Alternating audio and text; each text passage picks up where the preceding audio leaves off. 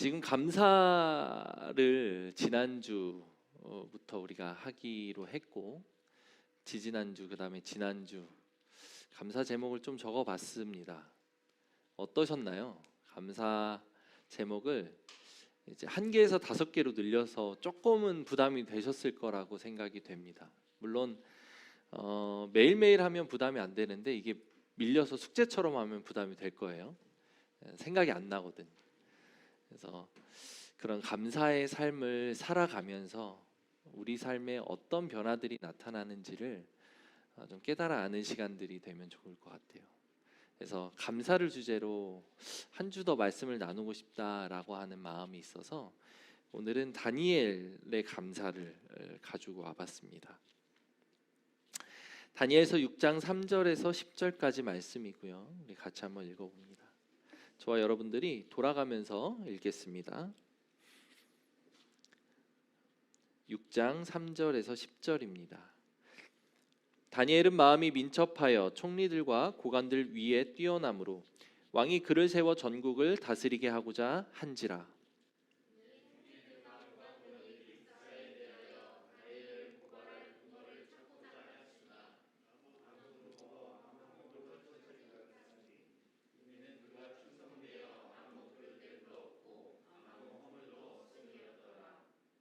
그들이 이르되 이 다니엘은 하나님의 율법에서 근거를 찾지 못하면 그를 고발할 수 없으리라 하고,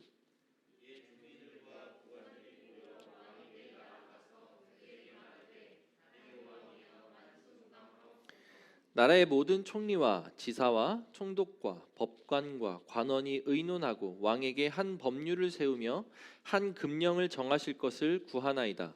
왕이여, 그것은 곧 이제부터 30일 동안 누구든지 왕 외에 어떤 신에게나 사람에게 무엇을 구하면 사자굴에 던져넣기로 한 것이니이다.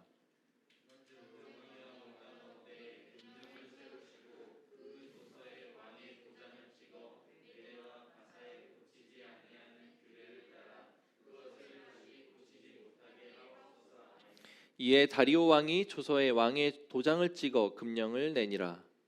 다니엘이 이 조서에 왕의 도장이 찍힌 것을 알고도 자기 집에 돌아가서는 윗방에 올라가 예루살렘으로 향한 창문을 열고 전에 하던 대로 하루 3번씩 무릎을 꿇고 기도하며 그의 하나님께 감사하였더라. 아멘. 다니엘서가 기록된, 그리고 다니엘서의 이야기의 배경이 되는 그림은 꺼도 될 것 같죠? 네.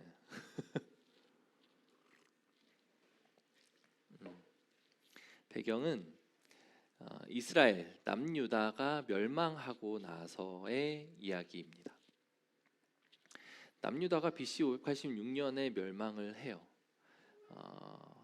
바벨론이라고 하는 제국으로부터 공격을 받고 멸망을 합니다. 그렇게 멸망당한 유다는 뿔뿔이 흩어지죠. 포로로 잡혀가고 노예로 끌려가고 그리고 도망가고 흩어지고, 그것을 이제 점령한 나라가 있게 되는 거죠. 이스라엘 백성들에게는 한 가지 어떤 믿음이 있었어요. 그 믿음은 어떤 것이냐면, 하나님을 믿는 백성에게, 그리고 하나님의 임재가 있는 이 예루살렘이라고 하는 곳, 예루살렘에 특별하게 그 성전이라고 하는 곳에 하나님의 궤, 하나님의 임재를 상징하는 궤가 있었기 때문에 그 하나님이 계신 곳, 하나님이 거하신 곳은 절대 멸망하지 않으리라 라고 하는 잘못된 믿음이 있었어요. 이 믿음은 어쩌면 그들에게 신화처럼 자리 잡고 있었던 것인지도 모릅니다. 사실 이것의 잘못된 예가 사울을 통해서도 우리는 알 수 있어요. 사울이 블레셋과의 전쟁에서 계속해서 지고 밀리고 하니까 그 전쟁을 이기고자 하는 마음에 하나님의 언약궤를 들고 전쟁터로 나가죠. 그럼 승리할 수 있을 거라는 기대를 한 거예요. 왜? 하나님이 거하신 곳의 전쟁이니까. 하나님이 있는 곳의 전쟁은 당연히 승리하지 않겠는가라고 생각을 했던 거죠. 그렇게 해서 언약궤를 가지고 나갔는데 처참하게 패배하고 언약궤를 뺏기는 수치를 당하기까지 합니다. 그런 역사를 통해서 문제가 그들의 신앙에 오류가 있다라고 하는 것을 깨닫고 반성하면 좋을 텐데 그러지 못했던 것 같아요. 그래서 자기네 나라는 유다, 하나님이 거하신 곳이기 때문에 예루살렘, 그 성전, 하나님이 임재가 있는 곳이기 때문에 멸망하지 않을 것이다라고 하는 생각이 있었던 것 같습니다. 우리에게도 인정하고 싶지 않지만 어쩌면 이런 종류의 믿음이 마음 한켠에 우리 신앙의 한 구석을 차지하고 있진 않은지 한번 잘 생각해 볼 필요가 있습니다. 무엇을 통해 우리가 이것을 알 수 있냐면 믿음이 좋은 사람들에게, 좋아 보이는 사람들에게, 성도라 불리는 신앙인들에게 안 좋은 일들이 나타났을 때, 흡사 남유다가 바벨론 제국에게 멸망당하는 것 같은, 세상이 무너지는 것 같은 안 좋은 일이 생겼을 때 하나님을 향한 원망과 그 상황, 그 현실을 믿음으로 받아들이지 못하는 모습을 발견할 때마다 그런 믿음, 그런 잘못된 신앙이 신화적인 믿음이 우리에게 있는 것은 아닌가라고 생각을 해보게 되는 거죠. 감당할 수 없으니까, 내가 너무 힘드니까 그런 일들로 인하여 하나님을 원망하게 되고, 또는 하나님 어디 계신가? 하나님이 실제하고 계신가? 하나님이 거하시는 곳에는 임재가 있고, 임재가 있는 곳에는 잘됨의 축복이 있어야 되는 거 아닌가? 형통함이 있어야 되는 거 아닌가? 내 삶은 왜 이렇게 힘들지? 내가 하나님을 이렇게 열심히 섬긴다고 섬겼는데, 이렇게 생각이 연결이 되는 거죠. 그러면서 힘든 일이 닥쳤을 때 그 모든 과정들 속에 불신앙의 모습들을 드러내게 됩니다. 아마 이스라엘도 마찬가지였을 거예요. 그들이 왜 멸망했는지를 생각하지도 않은 채 그들이 멸망당한 현실, 하나님이 계심에도 하나님을 섬기는 백성이었는데 어떻게 하나님이 우리를 이렇게 멸망시키실 수 있는가? 하나님은 천지를 창조한 분 아닌가? 하나님은 이 땅을 다스리는 분 아닌가? 만왕의 왕이신 분 아닌가? 라고 이스라엘 백성들은 생각하고 있었던 거죠. 근데 그 하나님은 도대체 어디 가신 거야? 그래서 막 그들의 하나님을 향한 탄원의 시들이 선지서를 통해서, 시편의 기자들을 통해서 노래가 되죠. 근데 하나님은 명확하게 성경을 통해 이야기합니다. 그들의 멸망은 그들의 배교 때문이다. 하나님을 멀리한 것 때문이다.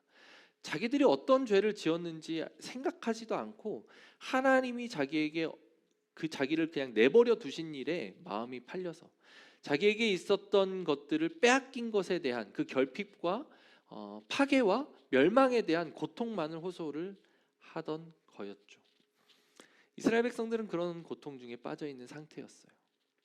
자, 그러면 그곳에 살고 있었던 다니엘은 어떤 사람이었던가 한번 먼저 살펴볼 필요가 있을 것 같습니다.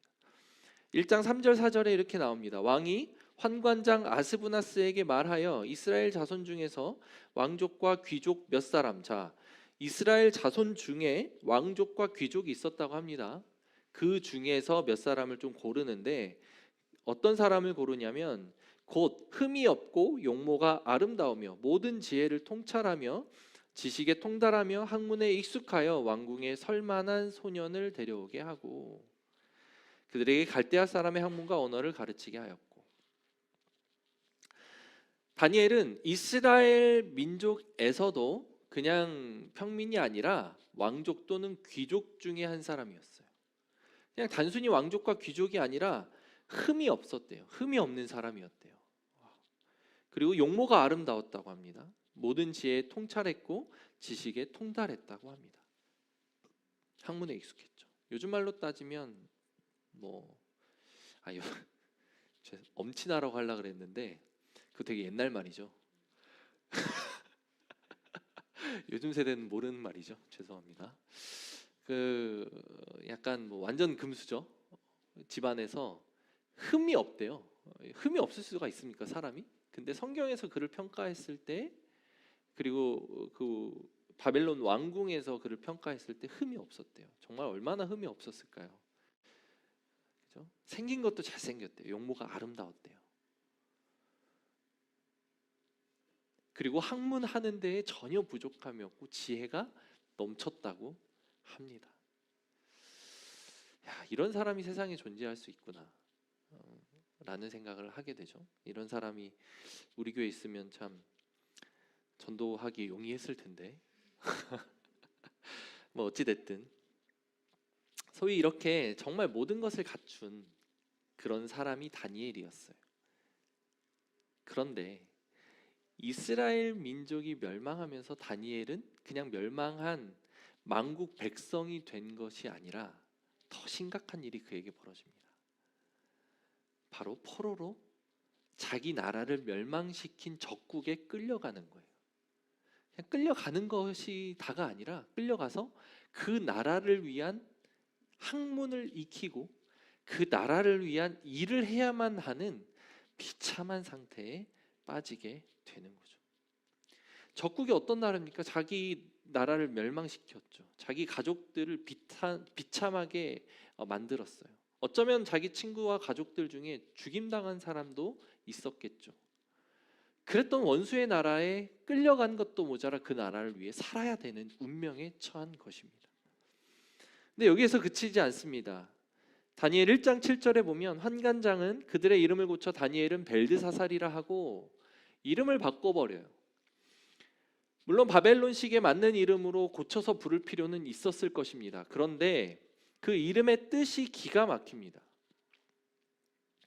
고대 사회에서는 이름이 갖고 있는 의미는 아주 중요했어요. 다니엘이라고 하는 이름은 하나님은 나의 심판자라고 하는 뜻이었는데 벨드사살은 벨이여 나의 생명을 보호하소서라고 하는 뜻이라고 합니다.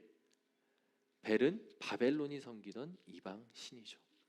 하나님이라고 하는 천지의 창조주이시요 천지의 주재자이신 그 절대자이신 그 하나님을 섬기는 이름에서 그 하나님을 두려워하는 경외하는 이름에서 이방 잡신 정말 뭐 신이라고 부르기에도 민망한 정말 그런 이방신을 섬기는 이방신이여 나를 도와주소서라고 하는 이름을 갖게 된 다니엘. 그 다니엘의 비참한 심정은 어떠했을까? 정말 상상만 해도 끔찍하죠. 그런데 그 다니엘이 그런 불행과 억울하고 모든 그런 부인하고 싶을 만한 상황에 처해 있으면서도 그의 태도는 하나님을 원망하는 태도를 취하지 않습니다. 그리고 하나님께 뜻을 둡니다. 그리고 학문을 열심히 익히고 그들이 필요로 하고 그들이 요구하는 그 자리에서 충성을 다합니다.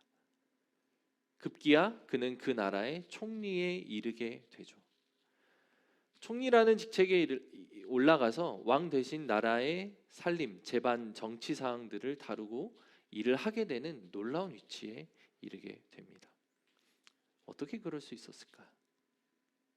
사실 여기서 더 놀라운 것은 그 바벨론이라는 제국이 페르시아라고 하는 나라로 왕조가 바뀌는 상황에 처해요. 바뀌는 상황에서도 그 다니엘은 또 중용이 돼서 총리에 이르게 됩니다. 정말 놀랍죠. 어떻게 이렇게 다니엘은 그 왕조가 바뀌는 상황에서도 두터운 신망을 유지할 수 있었고 그 총리라고 하는 직책을 유지할 수 있었겠는가? 그 이유를 통해 오늘 우리는 영적인 아주 중요한 비밀을 배우기를 소망합니다. 본문을 통해 살펴봤을 때 그는 하나님을 향한 온전한 믿음이 있었고 하나님을 향한 절대 감사가 있었다는 것을 우리는 알 수 있습니다. 6장 10절입니다. 같이 한번 읽어볼게요. 시작.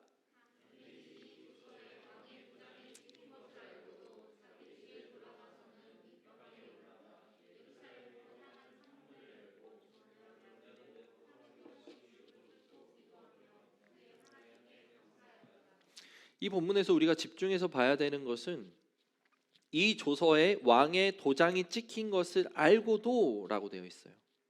그리고 예루살렘으로 향한 창문을 열고 전에 하던 대로 라고 되어 있고 그리고 그의 하나님께 감사했고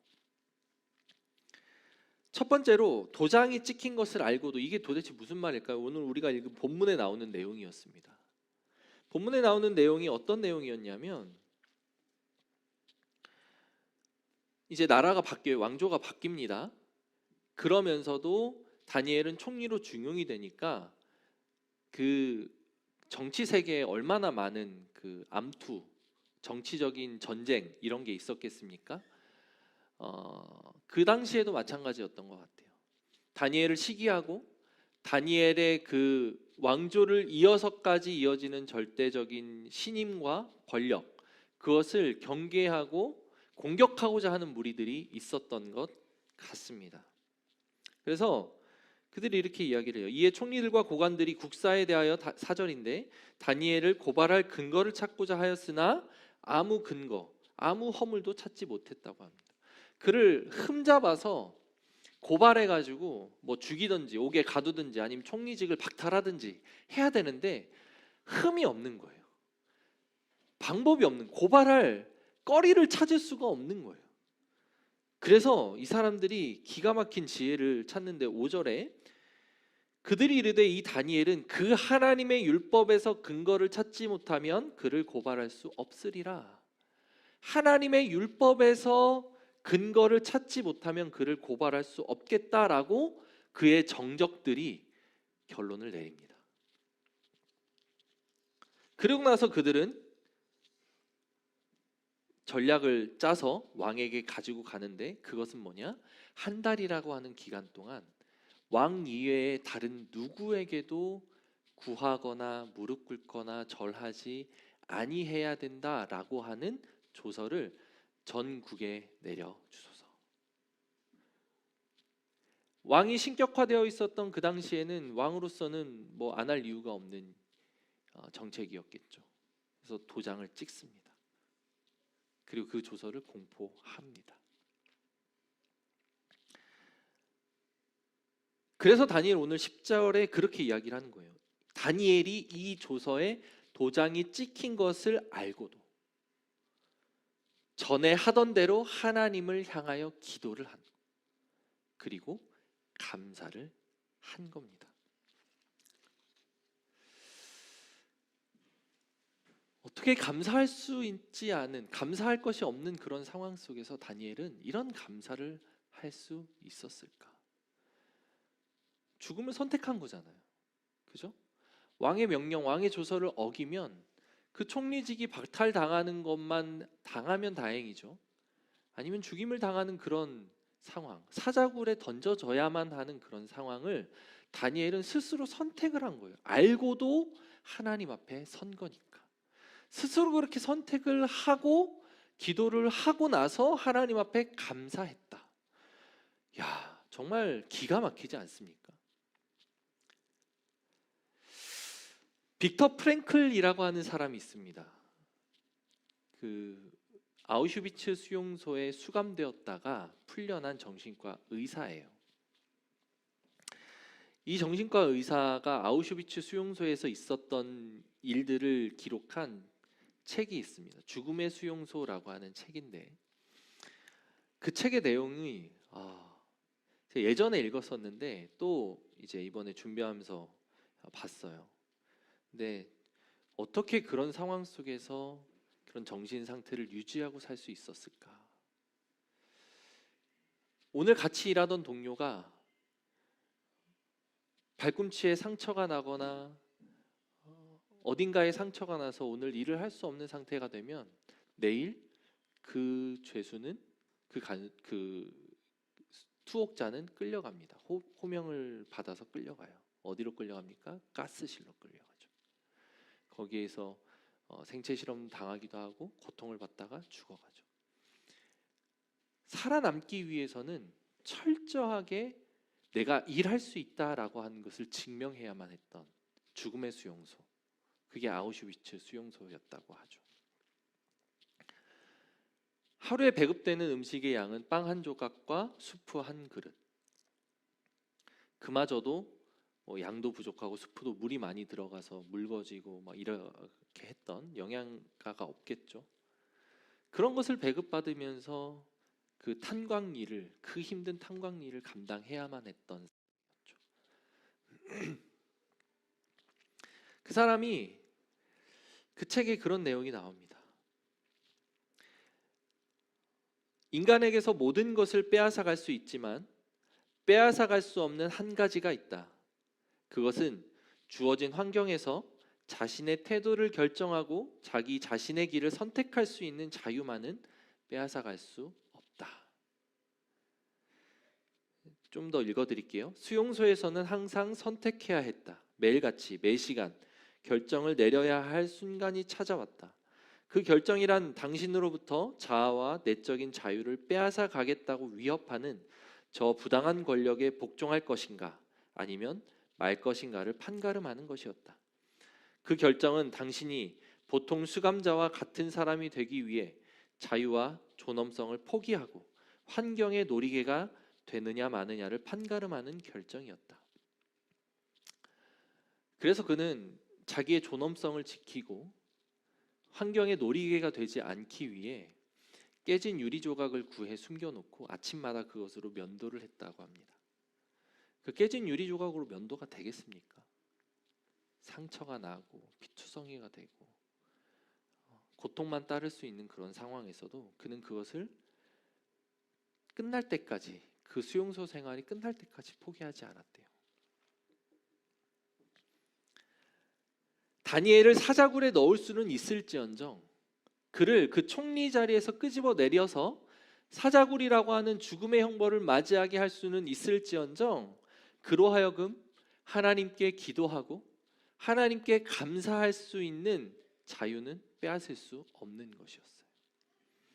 그래서 그는 그 극심한 정말 비참하고 극단적인 상황 속에서도 스스로 하나님께 감사하는 삶의 태도를 선택한 거예요. 하나님을 찾는 것을 선택한 겁니다. 절대적인 믿음, 절대적인 감사를 다니엘은 선택한 거예요. 그리고 하나님 앞에 그렇게 섰습니다. 찰스 스윈들 목사님은 문제의 10%는 객관적인 사실이지만 나머지 90%는 우리의 반응에 의해 결정된다. 실제로 우리의 삶이 힘든 상황이 놓일 수 있습니다. 고통스러운 상황에 처할 수 있어요. 사실 이 자리에는 제가 감히 이런 이야기를 하는 것이 미안할 정도, 그래서 시험 들지 않으면 좋겠다라고 하는 기도를 제가 올리고 이 자리에 섰을 만큼 저보다 더한 힘든 상황에 놓인 분들이 많이 있습니다. 그럼에도 제가 이렇게 이야기를 할 수 있는 것은 이것은 영적인 원리임을 저는 믿기 때문이에요. 실제 우리 삶에 나타나는 문제, 그 문제는 극심할 수 있고 고통스러울 수 있고 비참할 수 있습니다. 그러나 그것은 실제 내 삶에 주는 영향은 10%밖에 되지 않는다는 거예요. 나머지 90%는 그 문제를 내가 어떻게 받아들이느냐, 그 문제를 내가 어떻게 바라보느냐, 그것이 실제로 내 삶의 태도와 모습을 결정한다는 거죠. 저는 100% 공감을 합니다. 감사는 선택입니다. 감사할 수 있는 상황이 감사를 낳는 것이 아니라 감사를 하기로 결단했기 때문에 감사를 할 수 있는 거예요. 주어진 것이 많아서 감사를 하는 것이 아니라 어려운 가운데서도 감사를 선택하는 거예요. 그리고 그 감사를 선택했기 때문에 삶의 질이 달라지는 겁니다. 여러분, 감사하는 삶을 삽시다. 이 감사는 훈련과 습관이 반드시 필요해요. 감사해 보셨죠? 아마 안 해보신 분은 없으리라고 저는 믿고 싶습니다. 그래서 하루라도 아니면 한순간이라도 계속 제가 강조하고 있는 감사 제목을 적어보는 것, 조금이라도 해봤으면 알 거예요. 내 삶에 이렇게 감사할 거리가 많구나 라는 것을 알 겁니다. 그런데 이것을 유지하고 이어나가는 게 그렇게 어려워요. 근데 막 좋은 건 알겠는데 막상 하기가 쉽지 않은 거죠. 때론 오그라들어서 감사편지 쓰는 것이 안 되기도 하고, 때로는 피곤하고 어떤 바쁘다는 이유로 그 앉아서 그 적는 5분의 시간을 내지 못하는 상황이 놓일 수도 있고, 여러 가지 이유들이 우리 안에 있을 수 있지만 결국 중요한 건 훈련과 습관이다. 다니엘은 이 선택의 의미를 너무 잘 알고 있었던 것 같아요. 그리고 그는 철저하게 그 선택을 반복하고 습관화하고 훈련하는 과정들을 겪었던 것 같습니다. 첫 번째로 그가 선택하는 장면이 다니엘서 1장 8절에 나옵니다. 같이 한번 읽어볼게요. 시작. 다니엘은 뜻을 정하여 왕의 음식과 그가 마시는 포도주로 자기를 더럽히지 아니하리라 하고 자기를 더럽히지 아니하도록 환관장에게 구하니. 이때는 소년이라고 표현됐을 때니까 아마도 어린 나이였을 것이라 짐작을 합니다. 대략 한 10대 중후반 이 정도 됐겠죠. 그 나이에 그는 뜻을 정한 거예요. 가족들이 막 죽어나가는 전쟁을 겪었고, 친구들이 죽어나가는 전쟁을 겪었고, 동족과 자기가 살고 있던 성이 회파당하고 무너지고 불타 없어지고, 그 예루살렘에 막 변소를 세우는 그런 수치스러운 치명적인 일들을 당했던 그 다니엘, 그것을 어린 나이에 겪고 상처와 트라우마가 있어서 두려움에 가득 차 있었어도 이상하지 않았을 그 다니엘은 적국에 끌려와서 한 첫 번째 행동은 뜻을 정한 거예요. 어떻게? 왕이 주는 음식과 포도주를 먹지 않겠다. 그것은 우상에게 바쳐진 음식이었기 때문에 우상에게 바쳐진 더러운 음식으로 나를 더럽히지 않으리라 라고 하는 뜻을 정한 겁니다.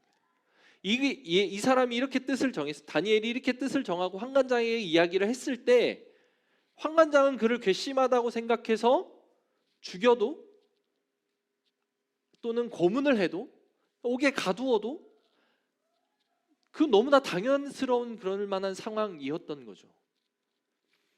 다니엘이 그걸 몰랐을까요? 알았겠죠. 자기가 이렇게 뜻을 정함으로 자기에게 어떤 위기와 위험이 올지에 대해서 충분히 짐작을 할 수 있을 만한 상황과 나이였을 거예요. 그런데도 다니엘은 뜻을 정합니다. 왜? 그건 내 자유니까. 나에게 어떤 핍박과 어떤 고난과 위기가 찾아온다 할지라도 그것은 오는 것은 내가 막을 수 없어. 그러나 나의 마음을 정하는 것은 내 자유야.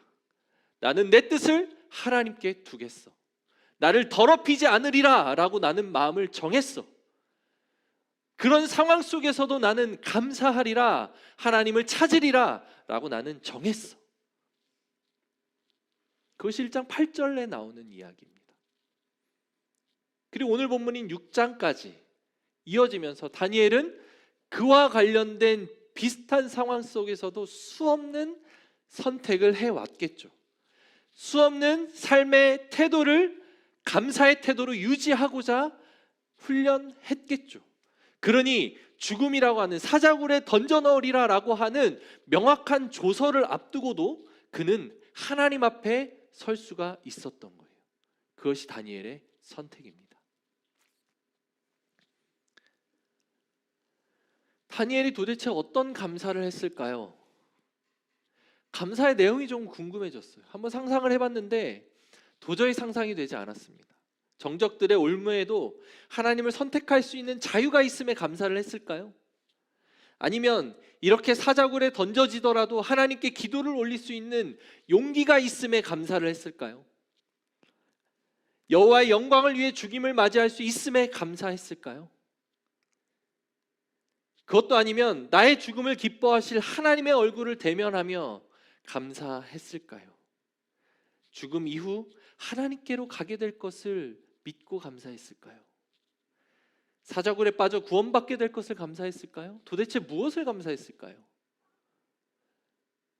그 감사의 제목이 궁금해졌는데 알 수 없습니다. 성경에는 나오진 않아요. 그러나 우리가 분명히 알 수 있는 것은 다니엘은 그 감사를 했고 그 감사를 통해 능력이 나타났다는 사실입니다. 사자굴에 떨어지지만 하나님이 지켜주셔서 죽임당하지 않는 구원의 능력을 경험하는 거예요. 감사는 실제로 우리 삶에서 영적인 차원에서의 복이 아니라 실제로도 복을 갖다 준다라고 하는 사실을 저와 여러분들은 믿으셔야 됩니다. 앞으로 일어날 일이 무엇인지 모르지만 감사라고 하는 것은 지난 일에 대한 그 반응이잖아요. 그죠? 이미 지난 일에 대한 그 감사를 하나님 앞에 올렸다는 것은 앞으로 나에게 어떤 일이 일어날 것인지에 대해서 나는 무한 하나님을 신뢰하겠다라고 하는 선택인 거죠. 그러니 그 선택을 하나님이 들으시고 믿음으로 받으시고 능력으로 나타내신다라고 하는 것이 아주 중요한 영적인 원리다라고 하는 것을 기억해야만 합니다. 감히 여러분들에게 말씀드립니다. 감사의 삶을 사십시오. 절대 감사를 해 보십시오. 그것이 저와 여러분들의 삶의 질을 결정합니다. 감사 운동하고 있죠. 소홀히 여기지 않으시길 바랍니다. 이번 주엔 우리가 5가지씩을 지난주엔 적었죠. 이제는 한번 10가지로 한번 늘려봅시다. 안 해봤으면 5가지라도 해보세요. 진짜 해보십시오.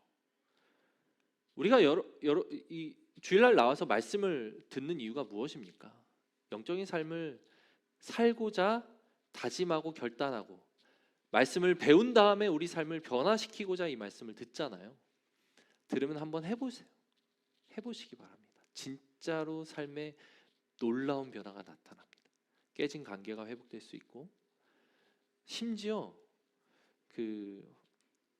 황성주 박사님이 절대 감사라는 책을 썼고 감사 운동을 아주 활발하게 하시는 분인데, 그분이 감사를 체험한 그런 사례가 자기 어머님이 병환 중에 있으실 때 감사의 능력을 통해서 실제 그 병이 치료되는 것을 경험을 하셨어요. 그래서 감사에는 실제적인 능력이 있다라고 하는 것을 경험한 분이셨어요. 그래서 감사 운동을 막 펼치시죠. 전광 목사님이라고 하는 분이 있습니다. 그분도 절대감사라고 하는 책을 썼고 감사에 대한 많은 그 이야기들을 이제 쓴 분이고 감사 운동을 활발하게 하시는 분인데, 그분이 쓴 책을 보다가 제가 정말, 물론 알고 있는 얘기고 여러분들도 잘 아는 이야기입니다. 그러나 한 번 더 이야기를 나누고 마무리를 하면 좋을 것 같다는 생각에 이야기를 가져와 봤습니다. 손양원 목사님의 이야기예요. 아시죠? 애양원이라고 하는 곳이 있습니다. 제가 그냥 그대로 쭉 읽어드릴게요. 이곳은 소록도가 생기기 전 손양원 목사님이 나병 환자들을 돌보던 곳입니다. 손 목사님의 유품들이 전시되어 있는데 그중 2 아들이 순교를 당한 직후에 손양원 목사님의 친필로 하나님 앞에 바쳤던 감사헌금 봉투가 유리함 속에 놓여 있었고,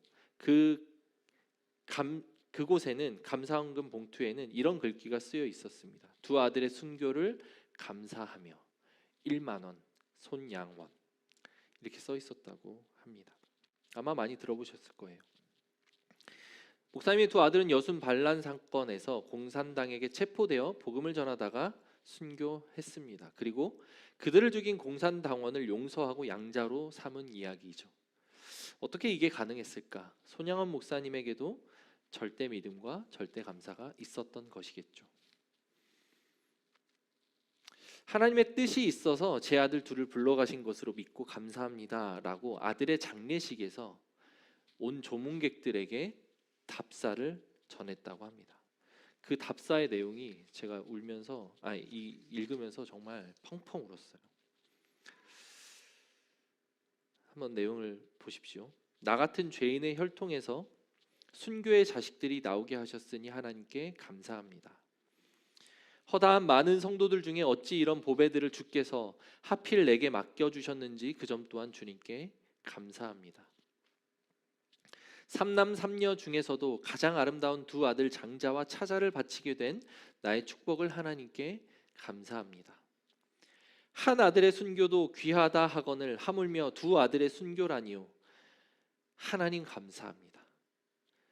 예수 믿다가 누워 죽는 것도 큰 복이라 하거늘 하물며 전도하다 총살 순교 당함이리요. 감사합니다. 미국 유학 가려고 준비하던 내 아들, 미국보다 더 좋은 천국에 갔으니 내 마음이 안심되어 감사합니다. 나의 사랑하는 2 아들을 총살한 원수를 회개시켜 내 아들 삼고자 하는 사랑의 마음을 주신 하나님께 감사합니다. 내 2 아들의 순교로 말미암아 무수한 천국의 아들들이 생길 것이 믿어지니 우리 하나님께 감사합니다. 이 같은 역경 중에서 이상 8가지 진리와 하나님의 사랑을 찾는 기쁨, 여유 있는 믿음 주신 주 예수 그리스도께 감사합니다. 이렇듯 과분한 축복 누리게 되는 것을 감사합니다.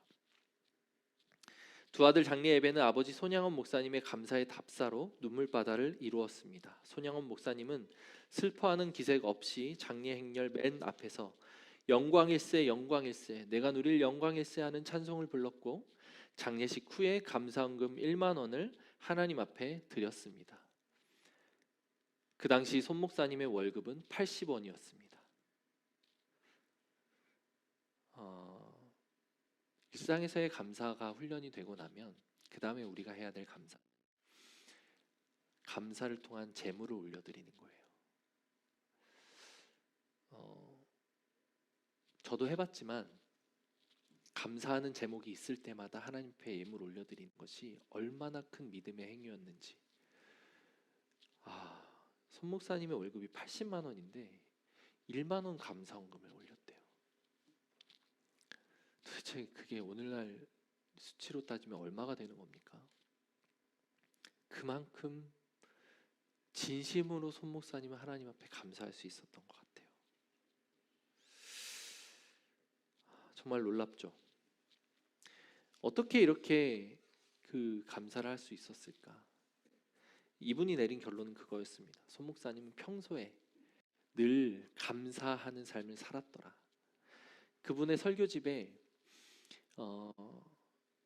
감사한 내용들에 대해서 그렇게 강조하는 이야기들이 많았대요. 그분이 나병 환자 사역을 했기 때문에 나병 환자들을 돌보는 일들을 했고 그들이 손 목사님의 설교의 대상자였어요. 목회의 대상자였어요. 그들에게 늘 감사할 것에 대해서 강조를 했습니다. 물 마시면서 감사하라. 숨 쉬면서 감사하라. 햇빛 주신 은혜를 감사하라. 옥토해 주신 은혜에 감사하라. 죽을 죄에서 살려주신 은혜에 감사하라. 지금까지 생명을 연장시켜 주신 것에 감사하라. 영원한 생명의 나라를 보장해 주신 것을 감사하라. 코로나에 걸리지 않은 것을 감사하라. 걸렸음에도 죽지 않은 것에 감사하라. 오늘 눈뜨게 하신 것에 감사하라. 지금 숨 쉴 수 있게 하신 것에 감사하라. 걸을 수 있는 두 다리를 주신 것에 감사하라. 들을 수 있는 귀를 주신 것에 감사하라.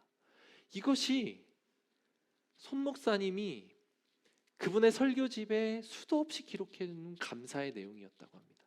들은 사람이 누구라고요? 나병 환자들.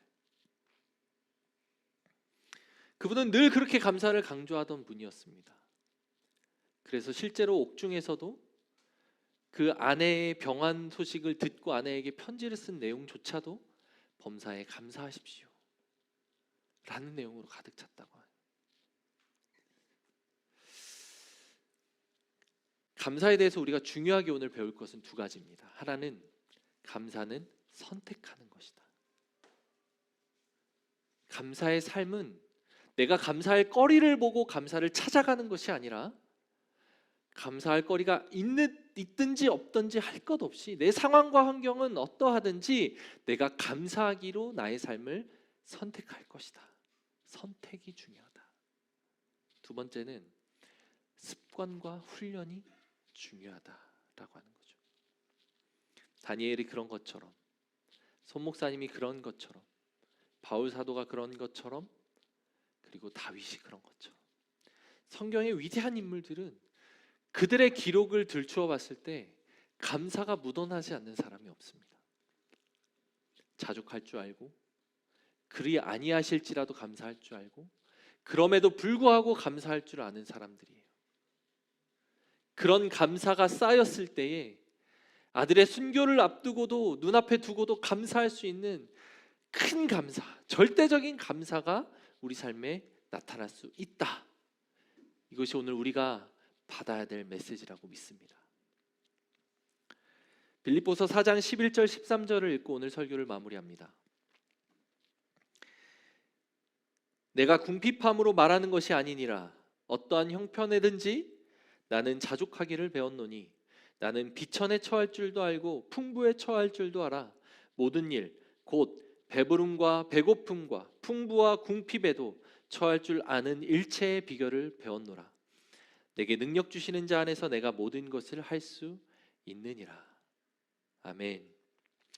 이 영적인 원리를 깨달아 정말 풍성한 삶을 사는 저와 여러분들 되시기를 축복합니다. 기도하겠습니다. 하나님, 오늘 감사라고 하는 주제를 또 한 번 나누었습니다. 하나님, 감히 감사하십시오라고 하는 이야기를 건네기가 힘든 상황에 놓인 분들이 있다는 것 압니다. 그러나 이 자리에서 그것을 제가 선포할 수 있는 것은 이것은 영적인 원리이기 때문입니다. 하나님이 세우신 영적인 원리이기 때문입니다. 그래서 감사할 때에 실제로 삶에 놀라운 능력이 나타난다라고 하는 사실을 믿어 의심치 않기 때문입니다. 하나님, 이 영적인 원리를 사랑하는 우리 성도님들이 믿음으로 취하기를 소망합니다. 믿음으로 취하고 우리 삶에서 그것들을 연습해보고 감사의 삶을 통하여 더욱 삶이 풍성해지는 그 은혜를 경험할 수 있는 사랑하는 우리 성도님들 될 수 있도록 주님 역사하여 주시옵소서. 감사드립니다. 살아계신 예수님의 이름으로 기도하였습니다. 아멘. 이제는 우리를 구원하신 예수 그리스도의 은혜와 하나님의 사랑과 성령의 교통하심이 오늘 이 말씀을 통해 감사하겠습니다, 감사의 삶을 선택하겠습니다 라고 결단하고 다짐하는 사랑하는 주의 백성들, 고백교회 모든 성도님들 머리 위에 이제부터 영원토록 함께 있을지어다. 아멘.